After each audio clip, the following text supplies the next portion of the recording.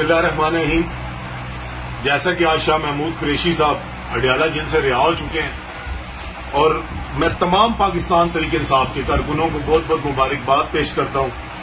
हम आज की प्रेस कॉन्फ्रेंस शाह महमूद कुरैशी साहब ने जो की अडियाला जेल के बाहर, उससे हमारे कारकुनों के हौसले मजीद बुलंद होंगे और ये जो जुल्म ज्यादती पीडीएम की पूरी गवर्नमेंट की तरफ से हमारे लोगों पे की गई, इंशाअल्लाह ये बहुत जल्द निजाम की ये जुल्म की काली रात बहुत जल्द खत्म होने वाली है और आइन और कानून की बालादस्ती का वो वक्त आने वाला है जिसका इस पूरी पाकिस्तानी कौम को इंतजार है। इमरान खान की सूरत में इंशाअल्लाह इस पूरी पीडीएम के करप्ट सिस्टम को, जुल्म और ज्यादती करने वालों का एक एक पाई का एहतसाब होगा इमरान खान की सूरत में।